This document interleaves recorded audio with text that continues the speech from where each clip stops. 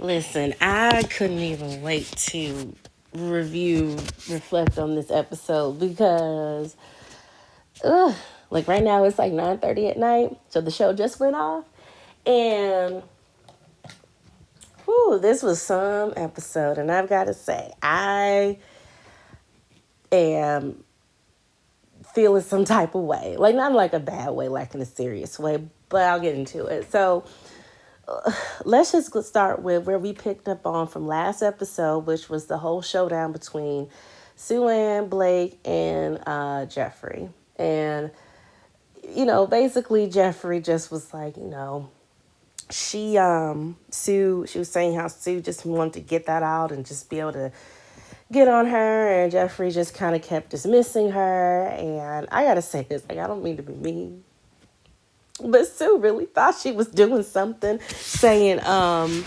don't talk about me, sweetheart. Don't put my name in your mouth. I'm at the adult table." She really thought that she was coming for her. And Jeffrey, she just was like, "Girl, shut up." That was the vibe that she gave. But after Tommy just kind of like, "Okay, that's it." I don't know if he asked, I can't remember if he had asked them how they feel or what, but ultimately Marcia was like, "I don't like," she was basically saying she didn't like that whole moment right there. But then Morgan was like, "I do." And let me tell you right now, Morgan piped up this episode in the most unflattering way. Honestly, I've never felt so off put by a woman on this show since Zadia back in whatever season that was in DC. Like, she's very off putting. And I feel like I may have an idea why, but I don't know this woman. So this is just me speculating. But, Morgan, she just hates Blake. And she made it so known in this whole episode. But she also just wasn't feeling Anthony. So after that, Tommy said, "Look, I'm going to let y'all get some food and I'll come back and check on y'all to see who's going to go home." And as they're eating, you see Anthony being confronted by Morgan and then Slick Marcia. Like, he's sitting in the middle, they're on the side. And, Morgan is basically belittling him to me. Like, she's talking about, like, "What's up? Pipe up. Like, I feel like you're not getting it." And then here go Marcia, like, "No, he's not." But Anthony's face was just like, "What y'all talking about?" He just was as lost as I was. Like, why are y'all confronting him if you don't even connect with him? Because let's be honest, at this point, if you're not genuinely feeling this person, why even waste your time with them?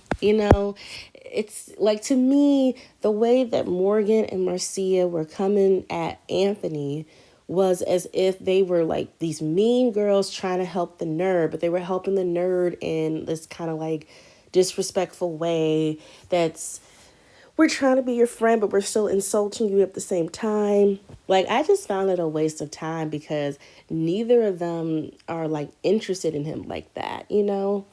So I don't understand what was their reason, because why do you care about maybe helping him do better in this process? That to me is what they were trying to do. But then it's like, well, why? Like, at this point, who cares about the other people if they're not someone you're legitimately considering, okay? And then we get the audacity of Andre and Mercedes. Andre just really needed to pull Mercedes and just confront her about her not hitting him up while he was sick, which I'm like, why would she? Because prior to him getting sick, we essentially saw him really into Jeffrey and then Cynthia. I don't ever remember seeing him and Mercedes connecting. And I don't remember Mercedes ever mentioning Andre as being a potential for her. So I'm saying all of that to be like, why does it hurt him that badly that she didn't check up on him? Like, maybe, it felt like we're all this family. Because, the Ready to Love cast, they kind of see themselves as this, like, this family that they all hate each other. But at the end of the day, look, we're all on the show now. We're all part of this, like, cast. They're always going to put us together. So we might as well just be what it would be. But, I feel like Andre should have been more like, I wish you did. Like, I wish you had checked on me. But she didn't. But at the same time, he was mad at her, okay? In his, like, it's funny because in his interview, he was mad. But in front of her, he looked like he was going to cry. Like, he just was really upset and, like, hurt. But to me, Mercedes one of those people who just is like, okay, sorry. But I mean, I don't mean that in like a negative way. I just don't, it's like, to me, she's someone who's a bit easygoing and isn't really going to be fazed by you having an attitude like that. So, I just found that to be really weird for him to have that strong of energy with her about her not talking to him or hitting him up. But whatever. So those two things really stood out to me between, their little dinner going on. So then Tommy pulls everyone aside and he's like, okay, let me talk to the men, let me talk to the women. And the edit, they, bounce back and forth. And so they pretty much all said the same kind of things as far as who they weren't feeling. I'm still surprised at how much of a drop Anthony got because, like I said, when it was the last women's lounge, he was, said a lot. He was never said bottom. He was said for top. So it's just really, I mean, look, I get it. Like, if someone isn't continuing to move a certain way, especially at this point, yeah, your opinion on them is going to change. But I just found it interesting that it seemed to change for so many women. But when it came to the men, I was very intrigued by more so Tony and Jonique. I feel like he has been off about Jonique. Like, he acts like he likes her and that she's a really good pick for him. But then it's almost like he's ashamed of her. I don't know. Like, it's almost like he doesn't, like, around certain people, he might express this interest in her. But then in the general sense, he don't. Like, he'll go on and on about Marcia and Morgan, but he hardly ever mentions Jonique. But we've seen him twice just act like, whew, that Jonique. But then he doesn't have that same energy all the time. So it's really weird. Like, it's almost like, why? Why? So when they get up to Tommy telling them what was up, I found it interesting that it was Tommy that said who was going home. Because when they've had these little group kumbaya settings before, like midway through, it's always one of the men or women who does it. But this was the first time Tommy did it, which I thought was kind of interesting. I don't know why. Maybe he felt like it was just too hot earlier for them to confront again. But, he does the men first. And look, Blake said, it ain't me this time, because he was not in the bottom. He literally has been in the bottom every single time men have been up for elimination. So I was like, okay, Blake, you gotta, whew.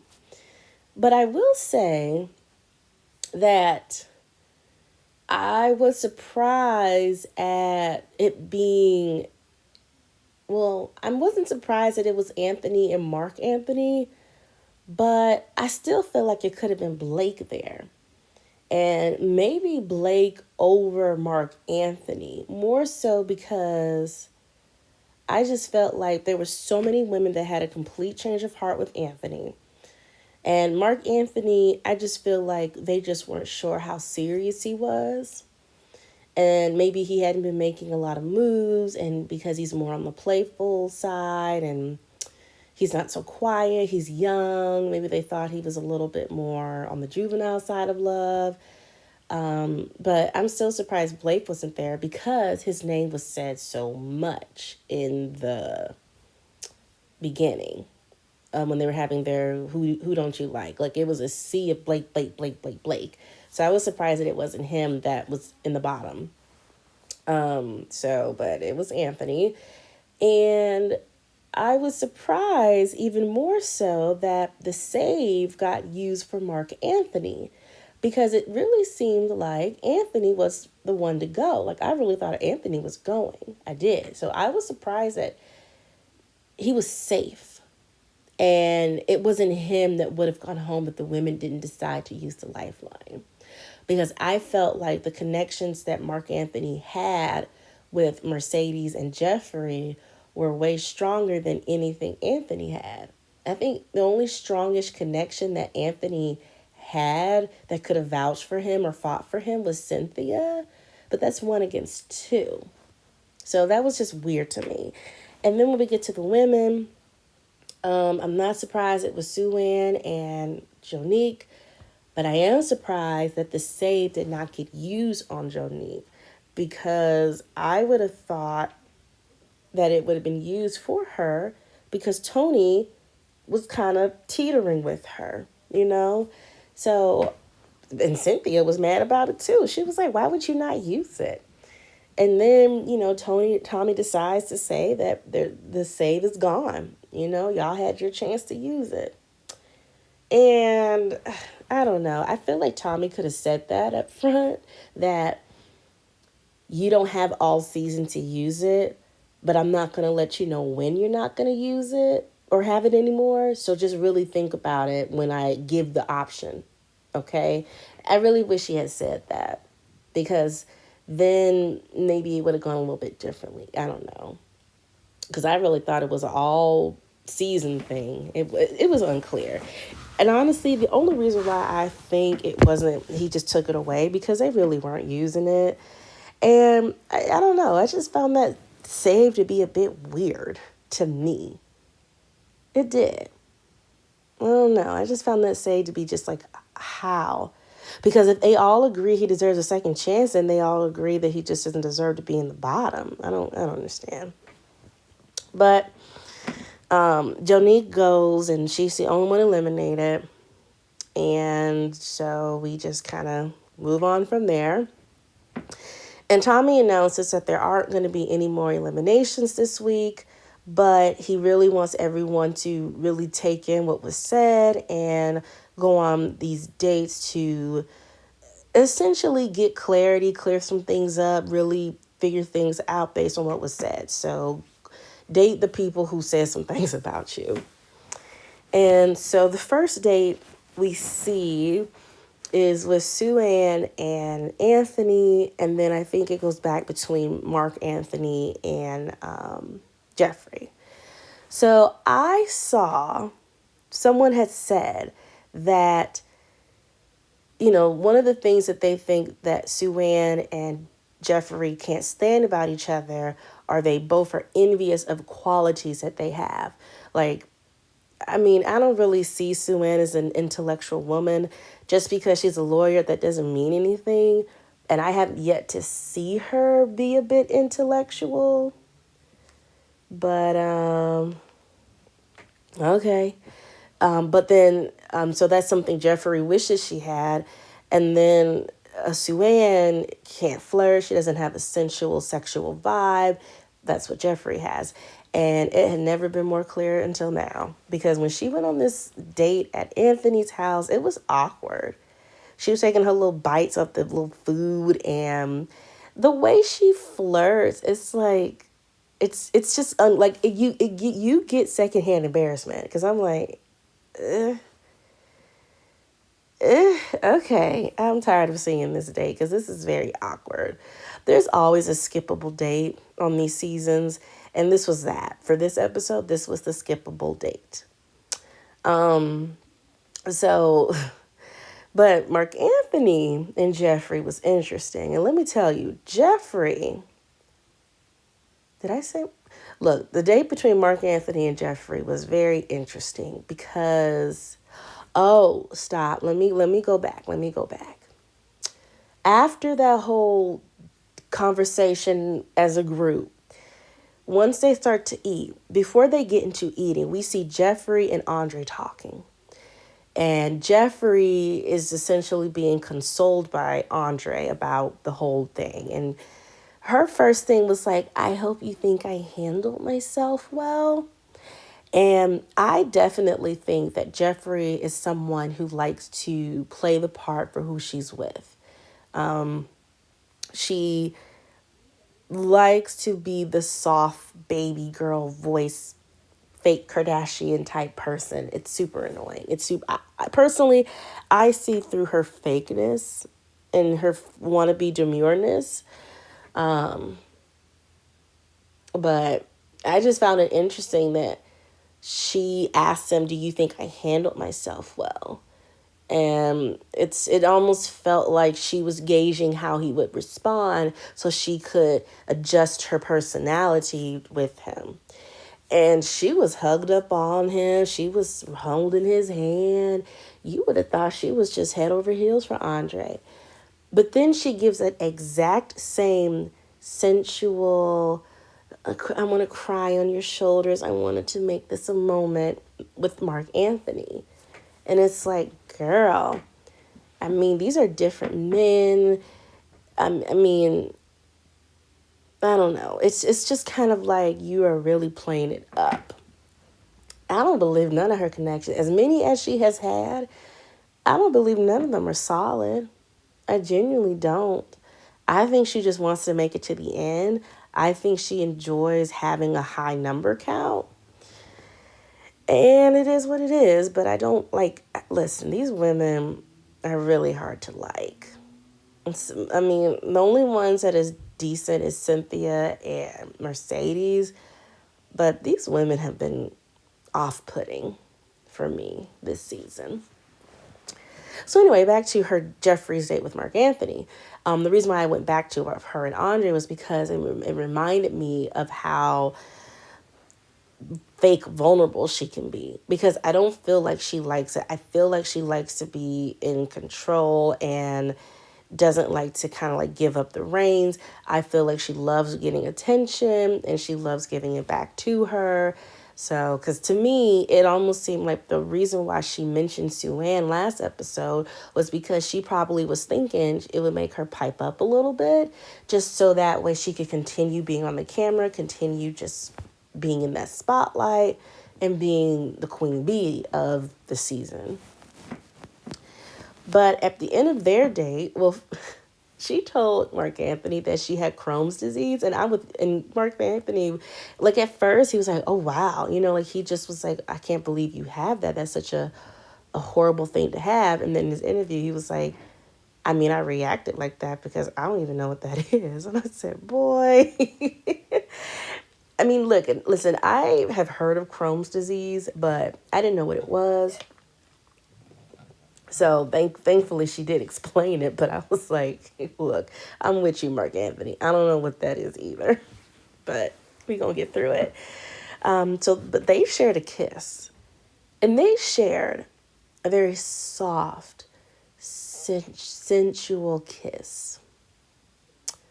And it was a lot of kisses, and I was like, okay. So we see Morgan and Tony having a date, and then Marc Anthony and Mercedes having a date. And Marc Anthony's energy with Mercedes and Jeffree is so different. It's almost like he compliments Jeffree's soft side with showing this manliness, but it's a manliness of like tenderness, like, he's going to protect you, but he's going to be like gentle and sweet with you as well. And when he's with Mercedes, he compliments her like more bubbly, just outgoing side, because the way he kissed her was sexual. There was a difference. His kiss with Jeffree was sensual, and his kiss with Mercedes was sexual. And you could tell by their conversations. I don't think he would talk to Jeffree about something else is going to pop out if you keep rubbing. The genie's not going to be blue no more if you keep rubbing. And I'm like, and not that I think Jeffrey is like a prune or a prude to that stuff, but to me, if he wanted to be sexual to Jeffrey, he would talk about touching on her, rubbing her body, making her feel good. Whereas with Mercedes, it's like how you gonna make him feel good. And the energy that I get with them too, I don't see them as a couple. I don't. I honestly see them more as like really good friends who hook up. It's almost like college friends. After some time, they decide to just finally like hook up after some drinks or whatever. Almost like friends with benefits. I just don't see them clicking like that just because I don't know, like that fun sexual side does not to me translate necessarily into a long-term relationship, which is what this show is quote unquote promoting. But to each his own with that. Now, Morgan and Tony, like I said, Morgan piped up so much this episode, and it was so off-putting. Like, she was talking about, Tony plays too much. He needs to get serious. And I'm like, well, if you would start toying with him and Lyndon, but I mean, I felt like she was doing this on purpose. The moment they had their boat talk, and she said that Lyndon was the sexiest guy, she knew. I think Morgan is very good at like reading, and she could tell that there was something like very jealous with Tony, and she likes that. Oh yeah, because when she was talking to Anthony earlier, she was basically saying, you look like you want to be chased, and queens don't chase. You need to come to us. And I think Morgan gets very, not even turned off, but upset if she feels rejected by a guy. Morgan's a beautiful lady. She is. And she knows it. She knows she look good. And I think she feels like she's all that in a bag of chips. And it's almost like, how dare you not want me? How dare you not come after me? I mean, look at me. Do I look like I come to you? And I'm just like, ugh. And, it almost seems like the guys that she listed were guys that didn't really give her the time of day. And it almost felt like it was because of that they didn't really give her the time of day. And, I feel like we compare. Well, I feel like there's a sense of these women are trying to be like Kyra from Houston. And the fact that Kyra had, we'll never forget that day when Tommy asked, if you had to go home right now with one of these women, who would it be? And we had, what, 4 men say Kyra? And Kyra ain't do nothing with them, for them. You really feel like there's almost that girl who's trying to be the next Kyra. And I feel like that's Jeffrey, that's Morgan. And it's like, I'm sorry, look, I don't like Kyra, but she did that naturally. She didn't do nothing. She just was what it was. But anyway, so I just find it kind of funny that, Morgan's coming hard on Tony about him being serious with her and all that stuff. But yet she keeps, dangling Lyndon in his face. And then Tony is so aggressive about Lyndon. Like, it's almost like he wants to fight him because another woman is interested in him too. But it's like Lyndon hasn't said anything to you. He hasn't done anything to you. He don't even be studying you. Maybe that's what it is. Maybe he's like, well, I need to get the fear in you, little man, because you ain't nothing next to me. He's always piping up about how there's no competition between him and Lyndon.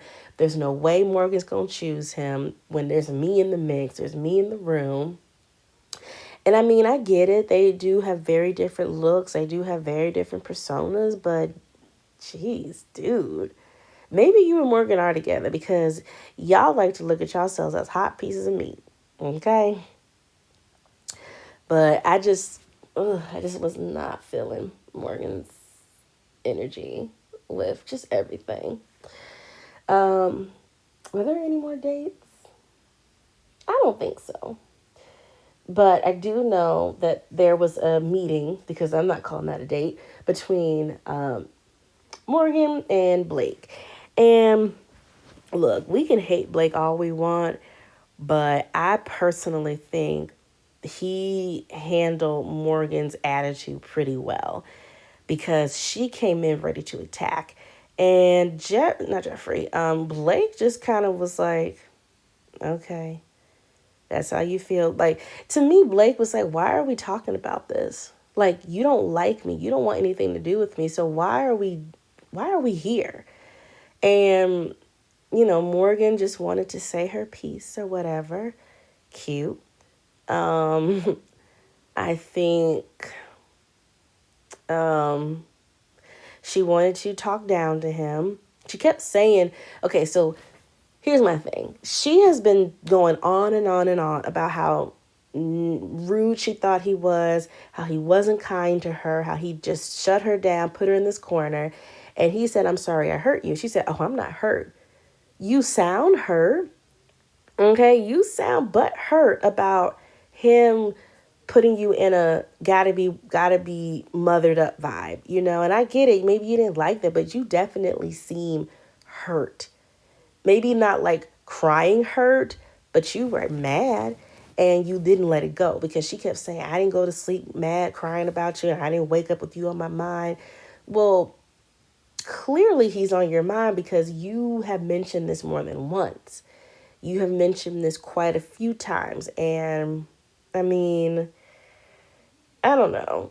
Like, I think when it comes to children on this show, it's a very touchy situation, because you want to feel like you can find someone who wants kids, and you get upset when they say no. And that's what I feel like she was like, because I'm like, well, he said he didn't want kids. And I can understand that you're saying that, y'all had this conversation at the mixer, the very first time y'all met. And he hasn't said that to you again, because y'all have not vibed and have not talked. So you've been holding on to this for weeks. So clearly you have some type of feeling. You clearly have him on your mind. And, I do feel like the conversation did start off well. Blake was like, you said that I wasn't nice to you, I wasn't kind, and I'm sorry I made you feel that way. And it was like she wasn't one to accept his apology. I think he knew that he needed to come in with an apology, because someone said that you hurt their feelings. You may not understand what happened. And look, I'm with him too, because if this happened at the mixer, you're like, what? And you haven't talked since. What did I do? Because I don't remember. We haven't talked since then, and I don't remember anything that was said, because that was months ago. Not months. That was weeks ago. But she called him some nasty names. I'm not surprised, but I wouldn't have been mad if he gave her the exact same energy in the name department that she gave him, because she just wanted to show out. She did. She really wanted to show out. She really wanted to make him feel bad. And I got to say, Blake really held himself down, because ultimately Blake was just like, we don't connect. Why are we here? There's nothing that we need to talk about, because it's not going to do anything for us. It's not like we're now going to start dating, now going to see if we need to be with each other. And like I said, I just think Morgan felt some type of way that he wasn't coming for her, because unlike some other guys, Blake is, he's like, look wise, yeah, he's there. And she probably was interested, but was like, Matt, like, you don't want me? Me? Boy, you must be out your mind. Like, she was mad. And she's talking about he needs help. He's been hurt. Girl, why? I don't know why. I mean, to me, it feels like personal that she was not looked at, and she's mad, and she's just going on and on and on about him. And Lord, who knows how this reunion is gonna go, if it gets brought up. It might not, but I know actually it will. But I don't know how pleasant it'll be. So that will be, ugh, it'll be something.